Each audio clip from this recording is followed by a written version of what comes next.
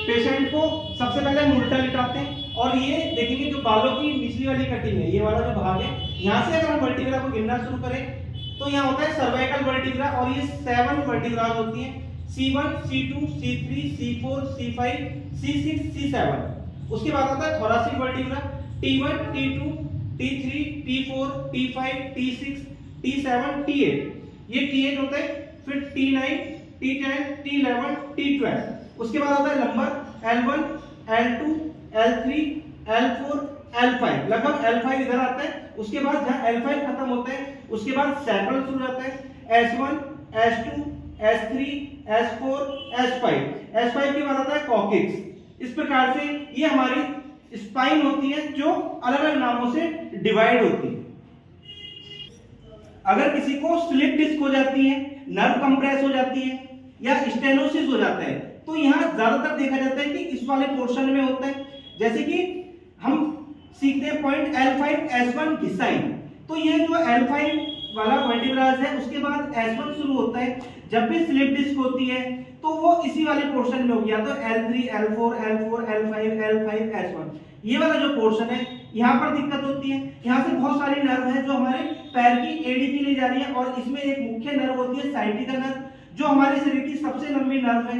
जब यहाँ से कोई दिक्कत हुई होती है तो साइटिका नर्व कंप्रेस हो जाती है, वो नर्व दब जाती है जिसके कारण से ब्लड सर्कुलेशन प्रॉपर नहीं हो रहा होता और पेशेंट को वहां पर नमनेस, सुनपन जैसा महसूस होता है। तो हम देते हैं L5S1 घिसाई अपने पैर के पंजे के भाग से। इस प्रकार से अच्छे से हमको रब करना है। अगर टी शर्ट या शर्ट उसको हम पैर से दबा सकते हैं और उसके बाद इस प्रकार से हमें रब करना है। पैर स्लिप होना चाहिए, इस प्रकार से रब करना है।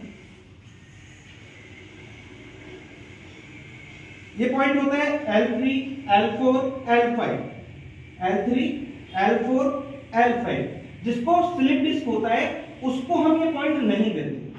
अगर बैकएक है, खाली बैकएक है या साइटिक है तो L3, 4, 5 देंगे। लेकिन अगर स्लिप डिस्क हो गई है यानी कि डिस्क अपनी जगह से हट गई है तो फिर L3, 4, 5 नहीं देते।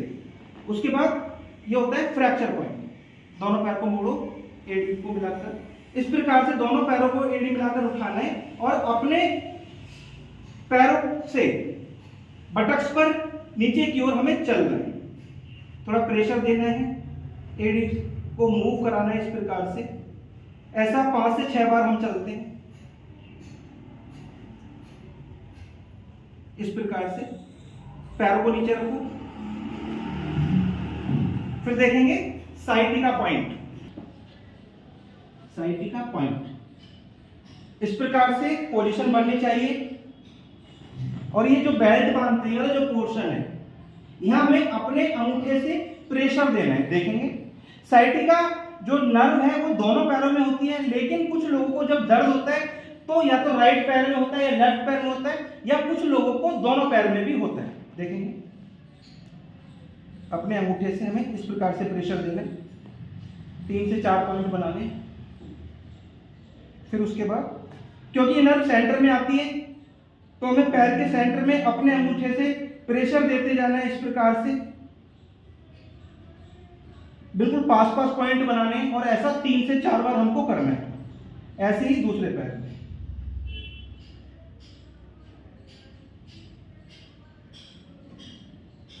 उसके बाद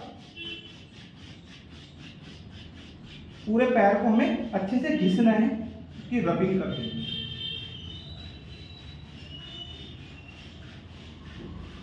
अगला पॉइंट सीखेंगे बिंदु पॉइंट। ये पैर हमें यहां रखना है और इस पैर से क्रॉस बनाना है। फिर दोनों को पैरों से प्रेशर देना है, एक तरीके से स्ट्रेचिंग करनी है। अब ये पैर यहां रखना है और इसको क्रॉस करके इधर, इसको बोलते हैं बिंदु पॉइंट। इसके बाद अपर शोल्डर ब्लेड, दोनों पैरों को यहां रखा और स्लिप होना है, झटका ना लगे, स्लिप होना है। 5 से 6 बार ऐसे करना और उसके बाद कोहनी से लेकर पैरों की उंगलियों तक हमें चलना है इस प्रकार से। ये भी हम 5 से 6 बार दोनों हाथों को नीचे करना है। इसे बोलते हैं लोअर शोल्डर ब्लेड। दोनों पैरों से अभी नीचे की ओर प्रेस।